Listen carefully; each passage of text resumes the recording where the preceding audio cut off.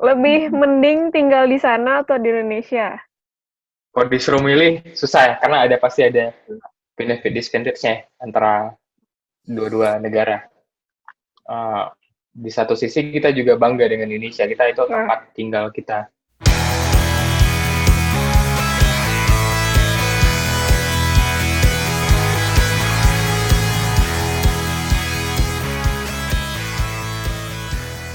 oke, kita lanjut ya.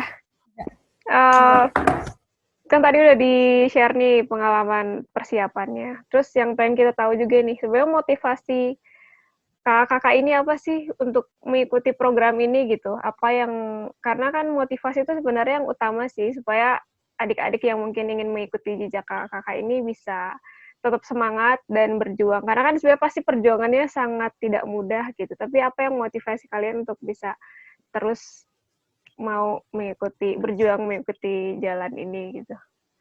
Boleh dari Terus belajar gitu ya. Kak Ica, boleh Kak duluan. Motivasi jujur apa motivasi pencitraan? Dua-duanya. Dua-duanya kayaknya kan. Yang pasti untuk meningkatkan kapabilitas diri sih, biar lebih berkualitas. Kalau yang bahasa lain itu ya untuk menambah kompleksitas hidup ya Yun ya. Iya. Jadi Kak Ica ini udah nikah ya Kak, dari sebelum udah nikah, udah punya anak juga sebelum mengikuti program ini gitu, tapi masih semangat gitu. Jadi buat adik-adik yang nggak ada batasan usia ya Kak, berarti ya, untuk bisa terus. Waktu itu kayaknya nggak ada ya. Sepertinya sih nggak ada. Seingat saya nggak ada. Dan alhamdulillah belum tua-tua amat juga sih.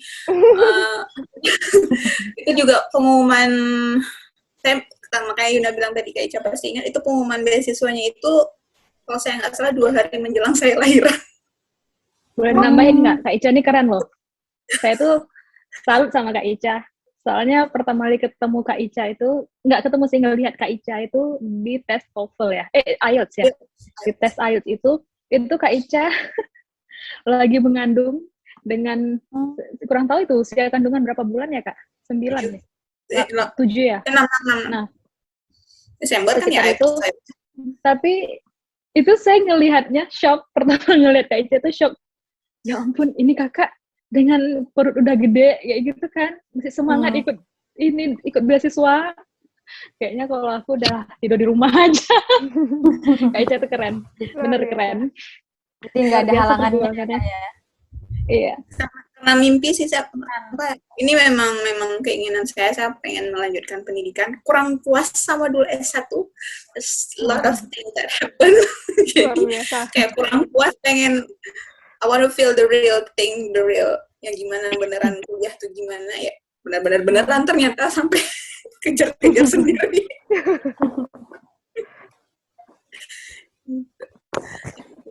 Itu sih motivasinya nih, kapabilitas diri gitu. Mungkin yang lain beda. Kalau Bang Irham gimana nih motivasinya? Motivation letter. Kalau saya sama sih, pengen mengupgrade diri, kompetensi, kualitas, kualifikasi. Apalagi kan ke depan tantangannya makin kompleks ya. Artinya saingan kita bukan lagi S1, bukan lagi sarjana, tapi sudah S2, S3 dengan berbagai macam sertifikasi. Artinya ada kesempatan yang bagus ini, alangkah baiknya jika kita manfaatkan gitu. Benar. Bang Agam gimana nih motivasinya? Oh ya, yang pertama karena ada kesempatan ya. Saya melihat ada peluang di situ, dan saya pikir itu harus bisa kita kejar juga. Terus yang kedua, kebetulan saya juga berasal dari fakultas yang relatif baru. Saya jurusan pertama di fakultas saya, Fakultas Teknik Industri di kampus saya. Terus jadi selama itu masih banyak kompromisnya, masih banyak hal-hal yang sebenarnya belum cukup tapi dicukupkan. Jadi di situ saya termotivasi juga untuk bisa mencari hal-hal yang sudah dikompromis tadi, untuk bisa mempelajari hal-hal yang lebih baru. Karena saya merasa hal-hal yang sebelumnya yang diajarkan itu masih jauh dari kata cukup. Itu aja sih Mbak. Luar biasa. Kak Yuna gimana nih, Kak Yuna? Nah, kalau saya sendiri mungkin agak sedikit berbeda. Karena jujur awalnya saya nggak pernah terpikir mau lanjut S2. Karena bagi saya satu aja saya sudah capek gitu kan. Nah, tapi ternyata ketika dibukanya ada kesempatan peluang beasiswa ini, waktu itu saya ngelihat, saya tertariknya dengan, sejujurnya saya tertarik dengan yang jurusan di Adelaide sendiri, yaitu Applied Innovation and Entrepreneurship. Karena saya orangnya gimana ya? Saya orangnya nggak betah dengan satu aja gitu. Jadi kayak kan background saya itu biologi, S1 saya itu biologi. Nah, jadi saya pengen kalau saya melanjutkan kuliah itu saya mengambil sesuatu yang benar-benar baru gitu, bukan lagi melanjutkan apa yang dulu saya udah pernah kerjakan, gitu kan. Nah, jadi saya tertarik di entrepreneur ini karena saya juga tertarik di entrepreneur ini karena saya berpikir saya ini perempuan, saya ini wanita gitu kan. Kalaupun nanti ke depannya ketika saya bekerja di sebuah perusahaan katakan atau di sebuah instansi sampai mana lah saya bisa bekerja, sampai di batas usia mana saya bisa bekerja. Sedangkan kalau misalnya entrepreneur itu bagi saya itu menarik, itu kayak gimana ya, saya bisa menciptakan lapangan kerja sendiri, terus saya bisa waktu itu pikiran saya kayak saya bisa kerja kapan aja saya suka gitu kan, lebih fleksibel gitu. Nah, jadi karena saya tertarik, saya jadi kayak lebih gimana ya, termotivasi saya harus dapat nih gitu. Saya harus dapat nih beasiswa ini, saya harus bisa nih dapetin ini biar saya bisa dapat ilmunya. Ternyata setelah saya masuk, setelah saya menjalani program ini, setelah saya belajar, saya lebih tertarik lagi, malah saya pengen S3 sebenarnya. Wah, luar biasa. Luar biasa sekali ya. Kalau ada kesempatan saya mau S3. Mantap, benar-benar. Semangatnya harus dicontoh ya. Ya, Nah, itu. Melanie, teman-teman, pertanyaan selanjutnya yang bikin saya kepo, selama di Adelaide itu gimana menjalani program di sana gitu, dan lebih susah mana kuliah di IPB apa ketimbang di Adelaide, dan lulusnya juga susahan mana gitu, kuliahnya susahan Aduh, mana? ini harus tidak jujur atau enggak sih? Aduh. Siapa dulu nih yang mau jawab nih, boleh nih.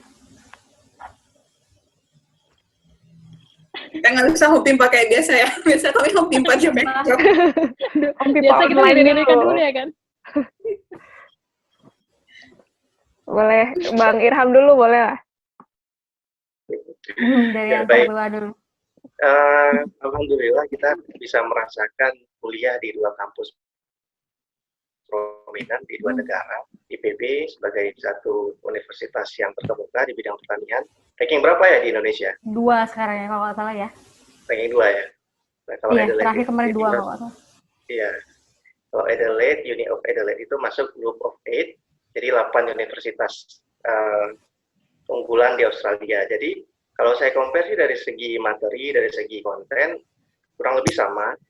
Karena materinya juga yang diajarkan itu sama, teori-teorinya sama. Artinya referensinya serupa gitu.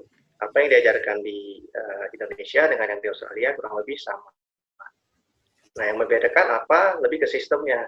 Kalau saya lihat di Adelaide itu terutama lebih sistematis, lebih mandiri, dan juga lebih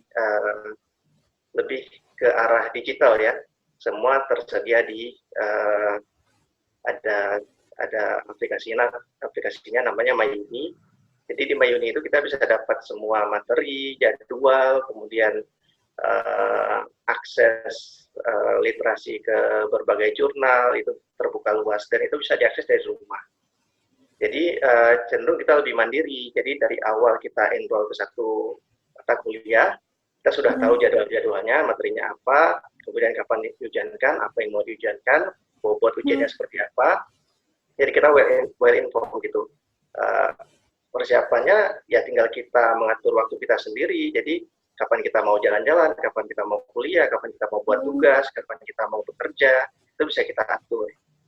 Nah, kalau di Indonesia sendiri, di IPB terutama, saya lihat juga materinya sudah cukup bagus, dosennya juga cukup kompeten, karena juga banyak dari dosen-dosen kita itu alumni dari luar negeri, dari UI, dari UGM, dari IPB sendiri gitu. Kalau untuk beradaptasi nih Bang, waktu itu seperti apa, kira-kira sulit nggak Bang? Apalagi dengan background sebelumnya jurusannya beda gitu ya dengan S2-nya gitu. Seperti apa kira-kira waktu itu beradaptasinya Bang? Adaptasinya kita kebetulan ada program dari Australia Award. Jadi semua awardee itu dikumpulkan dalam satu kelas, kemudian dikasih materi onboarding. Jadi kita dikasih tahu gitu bagaimana cara hidup di Australia, bagaimana menghadapi culture shock, bagaimana mulai dari bagaimana membuat rekening bank, bagaimana menggunakan transportasi, bagaimana kita mengatur waktu, kalau mau liburan kemana gitu, kalau mau kondisi darurat kemana. Jadi kita selama kurang lebih 2 minggu ada apa yang namanya programnya itu IAP ya? IAP lebih ke akademik sih Bang ya. Oh ya, yang sebelumnya apa ya? Yang kehidupan yang lebih yang di Jakarta itu nggak yang PDT. Kalau IAP kan kita belajar sistem kampus kita gimana. Iya, di Jakarta juga ada selama 6 bulan pre-departure training.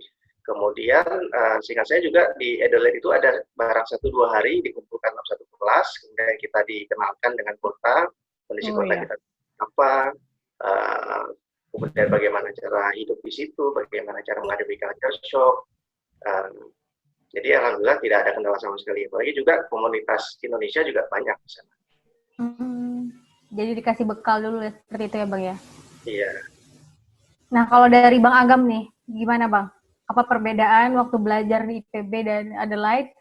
Terus lebih susah mana gitu perasaannya? Kalau kita bicara tentang beda, mungkin nggak terlalu beda ya. Tapi yang saya perhatikan dan saya paling lihat itu sistematisnya, yang kayak sama kayak Bang Irham bilang. Jadi dari semester 1 sampai semester akhir itu kita udah bisa ngelihat silabus dari mata kuliahnya. Jadi kita bisa ngelihat hari ini belajar apa, tanggal segini belajar apa. Terus kita juga bisa ngelihat apa sih tugas-tugasnya selama mata kuliah itu. Jadi untuk tugas dan ujian-ujian udah dipubliskan oleh dosennya di sistem kampus sendiri. Jadi itu lebih sangat-sangat transparan. Jadi kita bisa memilih mata kuliah pun jadi lebih enak ya, jadi lebih mudah. Jadi benar-benar sesuai dengan minat kita. Kesulitannya mungkin karena kami ngambil sistem kelas intensif, jadi kelasnya dari jam 9 kalau salah sampai jam 6. Itu benar-benar menguras tenaga, karena memang nggak ada jeda dari jam 9 sampai jam 6. Tapi setelah kita lalui ya, jadi kita ikutin, kita santai, jadinya alhamdulillah jadi malah menyenangkan dan malah rindu untuk sistem kelas itu. Mungkin itu balik aja. Lagi gitu ya Bang ya. Nah kalau dari Kak Yuna atau Kak Ica nih, mana duluan? Ini jawabannya biasanya unik-unik nih. Pandangan wanita ya. Ya pandangan wanita biasanya selalu beda. Kak Ica dulu dah. Kak Ica dulu. Dan ginian yang dua-duanya. Drama-drama apa nih yang dihadapi ketika belajar di IPB maupun di Adelaide? Aduh, kalau drama tepat nanya ke saya emang. Banyak drama emang. Apa ya, kalau di IPB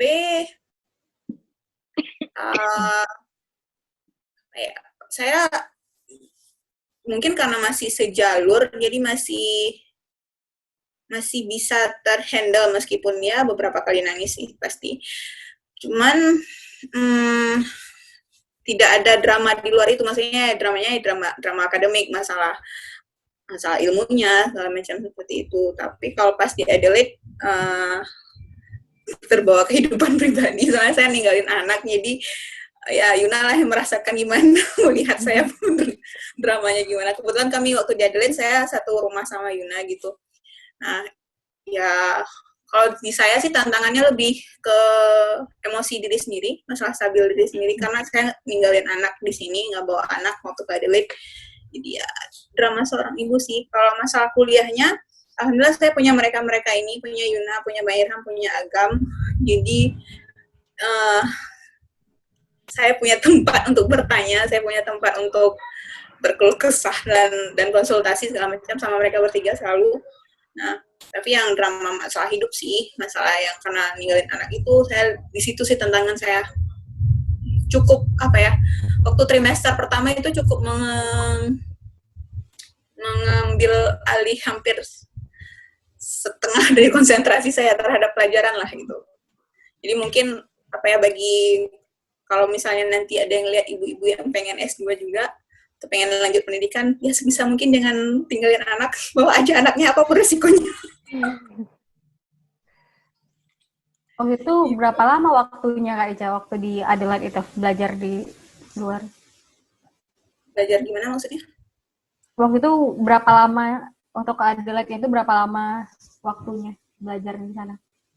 Tahun ya ada ya? Setahun kami setahun. Programnya setahun. Kami sistemnya di situ trimester, jadi 1 bulan ya kalau bahasa Indonesianya kurang lebih. Ini trimester, tapi sistem intensif seperti hampir seperti blok-blok seperti itu, bukan sistem kuliah seperti di IPB yang setiap minggu kita jumpa, enggak, tapi kita intensif, bisa sebulan itu cuma masuk 4 kali atau ya 4 kali sih kurang lebih, biasanya sebulan cuma masuk 4 hari, tapi intensif dari jam 9 pagi, kadang kan ada jam 8 ya kalau nggak salah ya dulu ya, ada satu gitu, sampai jam 6. Perginya waktu matahari baru terbit, pulangnya mataharinya udah nggak ada gitu. Nah, intensif di situ sih. Cuma ya seperti Bang Irham Agam bilang, lebih sistematis. Jadi semuanya sudah ada. Kita tahu kapan kita kumpul tugas, kita tahu tugasnya itu apa bahkan dari sebelum masuk. Jadi kita bisa memanage waktu dengan apa ya? Dengan lebih baik sih menurut saya. Jadi nggak kaget-kagetan. Karena mereka di sana sangat-sangat perhatian sama namanya mental health. Jadi sebisa mungkin si mahasiswanya itu jangan stres jadi bawaannya stres gitu. Iya benar-benar. Nah kalau dari Kak Yuna nih gimana? Kalau saya sih dari awal masuk IPB itu udah berat bagi saya karena cross jurusan juga kan. Dari biologi tiba-tiba ke teknik industri pertanian. Nah, alhamdulillah waktu itu kita ada matrikulasi. Di matrikulasi itu emang kayak saya tuh benar-benar kaget. Itu awal saya benar-benar kaget karena juga sistem kuliah di mana ya? Di universitas saya sebelumnya sama IPB juga agak sedikit berbeda gitu kan. Jadi ya saya harus adaptasi, benar-benar adaptasi. Itu saya emang benar-benar kayak belajarnya tuh sampai kadang saya nggak tidur malam gitu. Tidur sih, tapi lebay nggak tidur malam. Tidur, tapi maksudnya kayak jam berapa gitu baru tidur kan. Itu pun tidur dengan keadaan kepala masih terpikir-pikir tugas gitu. Jadi waktu matrikulasi itu emang kayak benar-benar berat gitu. Tapi alhamdulillah bisa saya lewati. Terus waktu di Adelaide-nya itu sebenarnya sama aja sih, udah terbiasa di IPB kali ya, ada ditempa di IPB duluan. Itu saya bersyukur saya duluan ditempa di IPB. Jadi karena nggak sama kayak teman-teman bilang sebelumnya, nggak jauh beda sih. Karena juga di IPB kita juga, kalau dibilang segi bahasa, di IPB juga kita belajarnya pakai bahasa Inggris kan, kayak jurnal-jurnal, semua kan kita udah terbiasa ya dengan bahasa Inggris. Dan di sana juga seperti itu. Cuman ada satu hal yang nggak tahu sih, mungkin agak sedikit aneh karena bagi saya itu beban. Bagi yang lain mungkin nggak beban, tapi bagi saya beban karena di Adelaide itu sistemnya setiap tugas itu mereka dosennya ngasih limit word gitu, limit kata. Jadi misalnya tugas ini kerjakan dalam 2.500 kata, misalnya seperti itu. Plus minus 10 misalnya gitu, 10%, misalnya seperti itu. Mereka ada ketentuan-ketentuan seperti itu. Nah, bagi saya itu nggak bisa kok dipatokin kata itu harus 1.500, harus 2.000, harus 750 gitu kan. Walaupun ada plus minusnya gitu, boleh kurang atau lebih 10% dari kata yang ditentukan gitu. Tapi bagi saya itu kayak, aduh kok harus ada gini sih gitu. Yang lainnya sih nggak terlalu. Saya kok udah digituin tuh, ya bingung kan, kita kayak setiap ngetik tuh ngelihat lagi berapa word sih udah gitu. Setiap ngetik itu lihat udah berapa word ya, aduh udah belum ya, udah belum ya. Ada masa di mana wordnya udah nyampe, nggak cukup, tapi idenya masih banyak. Ada masa di mana wordnya masih banyak kosong, tapi idenya nggak ada lagi. Itu emang kayak, aduh, itu bagi saya itu aja sih.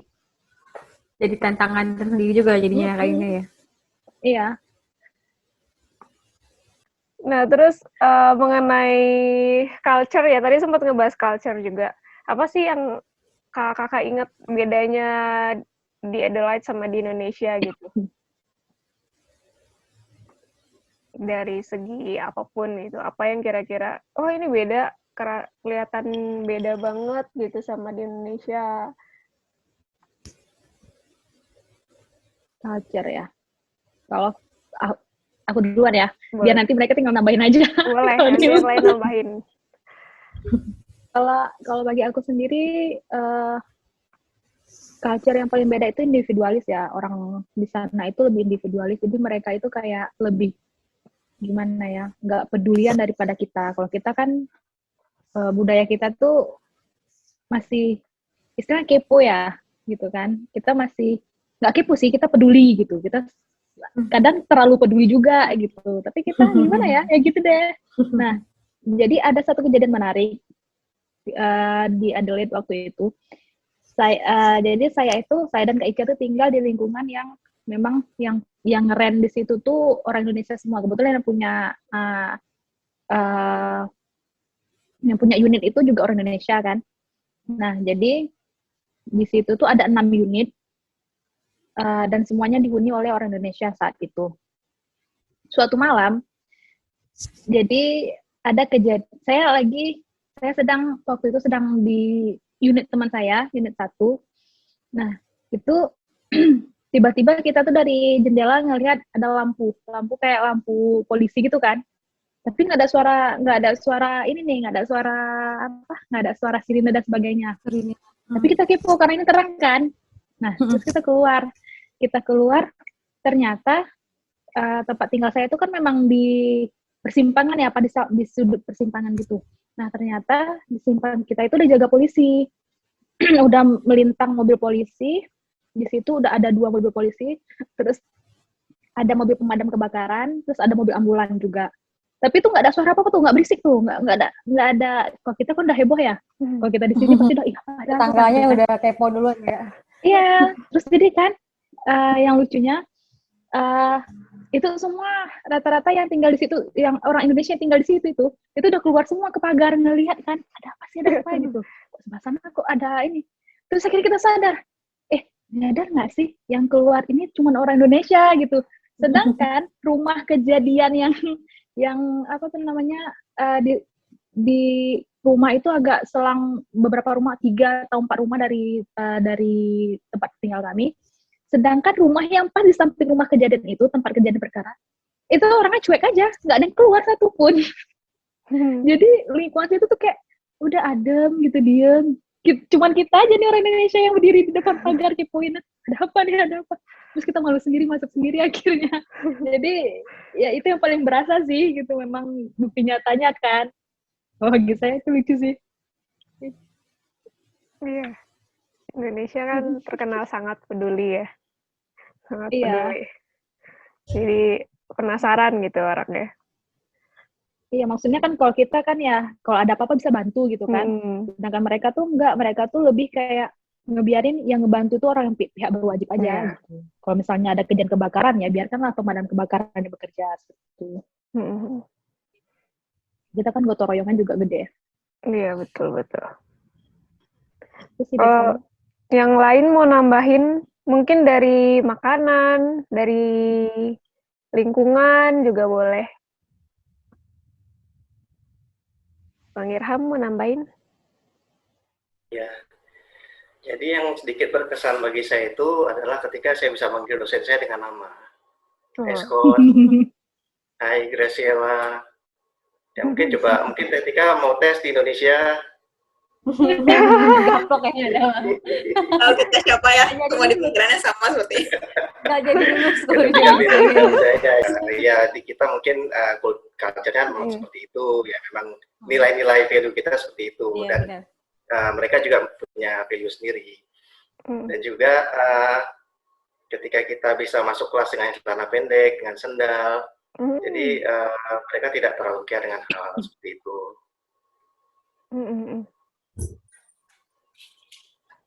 Benar. Yang lain mungkin Bang Agam mau nanya? Iya, hai. Halo. Belum bobo.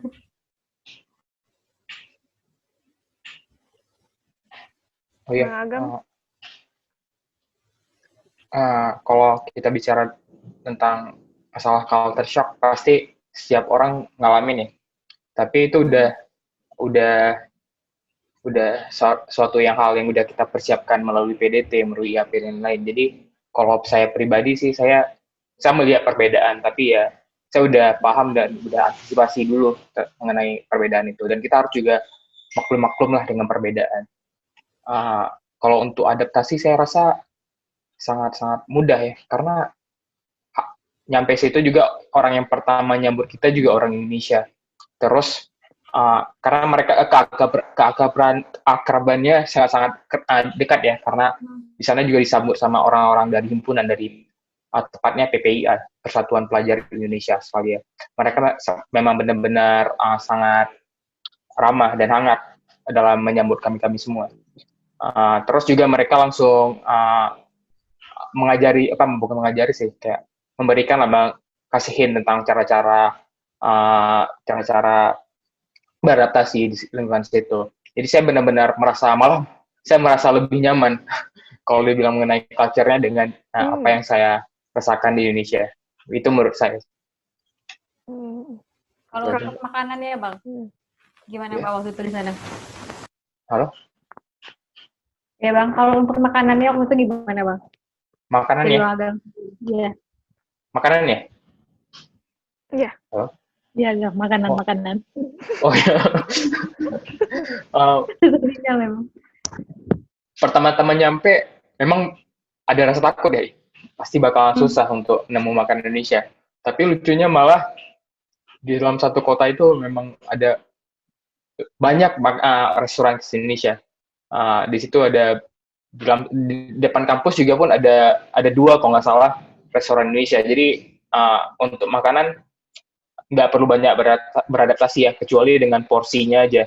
Porsinya itu bisa untuk 3 kali makan untuk awal-awalnya. Jadi iya. Banyak gitu ya Bu ya. Benar banyak. Tapi kalau masalah iya. Udah di akhir habis ya. Kalau nasi Padang di sana gampang nggak Bang nemuinnya? Kalau nasi Padang kebetulan di kota kami nggak ada ya. Terus kami main ke Melbourne sama Sydney, baru bener di sana ada. Nasi Padang ke Melbourne. ke Melbourne Padang. Memang kalau rasa pasti ada penyesuaian dengan lidah lokal ya. Tapi ya pasti kita udah antisipasi, jadi udah merasa maklum dan kita juga pasti bisa menerima. Sedangkan itu yang mendekati dengan makanan khas Indonesia. Itu aja sih.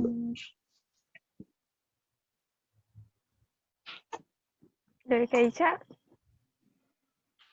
Apa ya? Makanan sih. Makanan nih, masalah waktu kalau belanja, kalau di Indonesia kan kita kayak belanja ya nggak lama, karena ya kita udah list, kita tinggal datang beli udah. Kalau di sana lama karena satu megang HP nyari kode ini halal apa enggak, satu baca ini halal nggak, ada logo halalnya nggak, komposisinya apa aja gitu. Itu sih tantangannya waktu pertama waktu belum hafal produk mana saja yang halal gitu. Jadi lumayan lama kalau supermarket nyari dulu satu orang. Belum lagi translate Kak ya? Iya, belum lagi translate. Belum lagi kalau mau masak ini, masakan khas Aceh. Satu telepon, translate ini apa bahasa Inggrisnya. Nyari bumbunya gitu. Cuma jadinya, kami jadi sering masak sendiri, bahkan Agam sudah jadi chef di sana semenjak di sana. Pintar masak mantap ya. nih. Jadi ada ilmu tambahan ya Bang Agam ya, bukan cuma ini aja ya, kuliah doang ya Bang. Nyoba-nyoba Iya, sih. kebetulan aku dan Kak Ica jadi kayak kalau misalnya kita makan di kitchen gitu bareng, kita sering nyomotin makanan Agam. Oh, rasanya Dan udah sebenarnya ini ya. dan itu diliatin karena kan bagi mereka makanan itu ya punya masing-masing. Cuma orang Indonesia kan yang nyomot-nyomot. Main sharing ya. Ini bertiga ngapain nyomot-nyomot makanan? Oke, seru banget ya kehidupan di sana. Ini ada pertanyaan nih. Aku kepo banget nih mau nanya ini. Lebih mending tinggal di sana atau di Indonesia? Kalau suruh milih. Dari Silakan. siapa dulu yang Siapa jawab? aja? Siapa yang udah bisa menjawab? Siapa aja? Bang Agam. Iya. Aku pernah dengar katanya Duh. senangan di Adelaide. Mana nih? Bener nggak? Aduh, bocor. Kalau disuruh milih susah ya, karena pasti ada benefit disadvantage-nya antara dua-dua negara. Di satu sisi kita juga bangga dengan Indonesia, kita itu tempat tinggal kita. Tapi kalau kita pengen melihat suatu hal yang sangat-sangat maju, sistem negara yang maju, bagaimana tiap masyarakatnya juga bertindak ya, pasti kita bakal suka dengan tinggal di luar negeri. Tapi jatuh lagi karena kita orang Indonesia asli, pasti ya kampung halaman juga pasti lebih nyaman. Iya Bang, benar. Yang lain gimana? Tapi kalau disuruh milih jadi di mana nih, Bang Agam? Oh, gimana ya? Kalau hati memilih Hati. ya sih, karena Ada yang nyangkut jangan-jangan Bang. Ada yang nyangkut nggak Bang di sana Bang? Kalau Kak Yuna, Kak Ica, sama Bang Irham kan udah jelas nih di Aceh nih hatinya. Kalau Bang Agam ada yang nyangkut jangan-jangan di sana. di luar forum aja. Nanti aja ya Bang ya dibisikin ya Bang. Ya sih, karena di Aceh juga banyak hal-hal yang kita tinggal ya. Jadi ya mau nggak mau harus balik ke Aceh sih. Tapi kalau disuruh milih mungkin lebih berat ke sana, tapi juga nggak bisa tinggalin yang di sini. Kalau bisa bawa semua yang di sini ke sana nggak apa-apa. Iya, benar. Iya. Terus juga kalau kita berencana pindah ke sana, pasti itu bukan hal yang mudah. Banyak dokumen dan juga pengurusan yang harus kita urus. Ya, karena kami beasiswa, jadi mungkin terasa mudah. Jadi kami belum pernah mengalami orang-orang yang di luar jalur beasiswa, bagaimana mereka pindah dari suatu kota ke kota lain.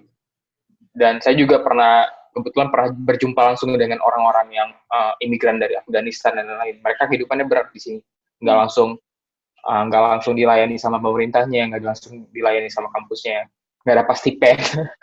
Mungkin ya itu hal yang berat pindah dari suatu negara ke negara lain. Iya. Jadi waktu itu semua diurus ya Bang ya? Iya, kami memang nggak. Dari pihak beasiswa berarti ya? Iya, kami cuma duduk di pesawat doang, terus semua diurusin. Itu kelebihannya dari beasiswa AS sendiri sih. Mantap. Kalau yang lain gimana nih? Bang Irham mungkin? Kalau saya pikir Adelaide itu termasuk kota 10 kota paling layak huni di dunia. Jadi semua sudah well managed, baik transportasi, kesehatan, pendidikan, perumahan, semuanya sangat menarik. Tapi ya karena kita orang Indonesia, saya lebih memilih di Indonesia. Wah, luar biasa deh. Ada pandangan lain nggak dari sisi wanita? Dari Kak Yuna apa Kak Ica? Kak Yuna. Kalau saya pribadi, kalau bisa, saya lebih milih di sana, tapi dengan syarat yang banyak. Syaratnya banyak soalnya. Ya, maksudnya kayak pertama keluarga harus sama saya gitu, karena tinggal di luar tanpa keluarga itu bukan hal yang mudah gitu. Waktu itu saya belum menikah aja, saya kayak ya teringat mama, teringat bapak, teringat keluarga di sini. Apalagi puasa, lebaran di sana sendiri kan. Itu tuh memang benar-benar nggak mudah gitu. Apalagi Kak Ica yang udah berkeluarga, yang udah ngerasain langsung, mungkin lebih paham lah gimana gitu kan. Ya jadi tapi selama syarat-syarat kayak ya syarat-syarat itu tidak terpenuhi, ya saya lebih udah pas lebih milih tinggal di Indonesia, karena bagaimanapun ya saya lahir dan besar di sini, saya juga mengikuti culture di sini dan sebagainya, jadi ya seperti itu. Kalau harus pindah saya harus benar-benar ya syarat-syaratnya lah gitu. Enggak juga, enggak cuma rombongan, banyak syarat yang lain itu salah satunya. Kalau saya jabarin nanti nggak cukup waktunya. Oke.